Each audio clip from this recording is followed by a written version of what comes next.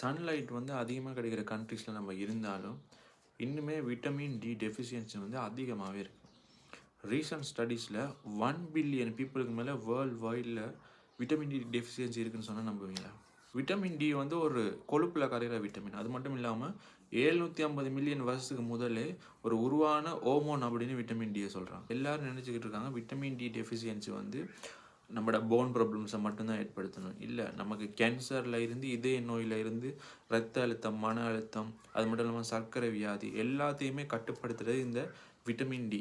Vitamin டியோட குறைபாடில் வந்து நிறைய காரணிகள் வந்து செல்வாக்கு செலுத்துது. உதாரணத்துக்கு நம்ம ஒரு நாளில் வந்து எந்த அளவுக்கு சூரிய ஒளிக்கு வெளிக்காட்டப்படுறோம், நம்ம உடுத்துகிற உடுப்பில் இருந்து, யூஸ் பண்ணுற சன்ஸ்க்ரீனில் இருந்து, நம்மளோட ஏஜ்லேருந்து, ஒபிசிட்டியிலேருந்து எல்லாமே நம்மளை வந்து ஒரு குரோனிக் இல்னஸுக்கு இழுத்துட்டு போகிறதுக்கு முக்கிய காரணமாக இருக்குது இந்த vitamin D deficiencies. Vitamin D வந்து நார்மலான மற்ற விட்டமின்ஸ் மாதிரி இல்லை. இது வந்து ஒரு ஹோமோனாக வந்து பாடியில் ஒர்க் பண்ணுது. விட்டமின் டியோட பயணம் எப்படி தொடங்குதுன்னா, முதலாவது சன்லைட் வந்து நம்ம உடம்புல பட்டோன்னு அதுலேருந்து வர யூவி ரேஸ் என்ன செய்யணும், நம்ம உடம்புல வந்து இருக்க ஒரு கொலஸ்ட்ரால் டெரிவேட்டிவ் அதை வந்து தூண்டி விட்டமின் D3 வந்து ப்ரொடியூஸ் பண்ணுது. ஸோ நம்ம உடம்பு வந்து ஒரு விட்டமின் டி ஃபேக்ட்ரி அப்படின்னு சொல்லலாம்.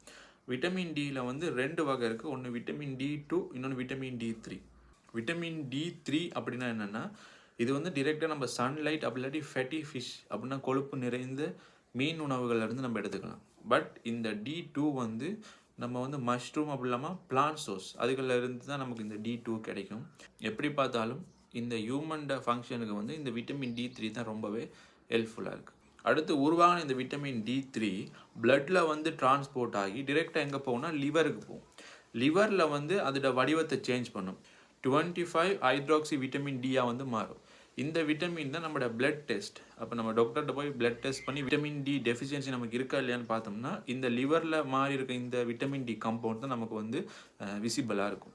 லாஸ்ட்டாக இந்த விட்டமின் டி அப்படியே ட்ராவல் பண்ணி நம்ம கிட்னிக்கு போய் கிட்னியில் வந்து இது இன்னொரு வடிவத்துக்கு மாறி அதுதான் ஆக்டிவ் ஹோமோன் விட்டமின் டி வடிவம். அதான் நம்ம உடம்புல வந்து அடுத்தடுத்த ஃபங்க்ஷனுக்கு வந்து ஹெல்ப் பண்ணுது. விட்டமின் டியோட ஜோனி எப்படி இருக்குன்னா, சன்லைட்லேருந்து ஸ்கின்னுக்கு வந்து, ஸ்கின்லேருந்து பிளட், அப்புறம் லிவர், அப்புறம் கிட்னியில் வந்து ஹோமோனாக மாறி அது பாடி ஃபங்க்ஷன்ஸை செய்யுது. விட்டமின் டியோட மேஜர் ஃபங்க்ஷன் என்ன அப்படின்னா, கல்சியத்தில் சமநிலையை பேணுறது. அது மட்டும்தானா இல்லை, நம்மளோட க்ரோத்துலேருந்து டெவலப்மெண்ட்லேருந்து எல்லாத்துக்குமே ரொம்ப இம்பார்ட்டண்ட்டாக இருக்குது வந்து இந்த விட்டமின் டி. ஸோ அடுத்த வீடியோவில் விட்டமின் டி வந்து நம்ம உடம்புல எப்படி ஒர்க் பண்ணுது, என்னென்ன ஹெல்ப் பண்ணுது, விட்டமின் டி ரிச்சான ஃபுட்ஸ் என்ன, அதெல்லாம் பார்ப்போம். அதெல்லாம் நீங்கள் தெரிஞ்சுக்கணுன்னா மறக்காமல் என்னை ஃபாலோ பண்ணி லைக் பண்ணி வீடியோவை ஷேர் பண்ணுங்கள். நெக்ஸ்ட் வீடியோவில் பார்க்குறேன். பாய்.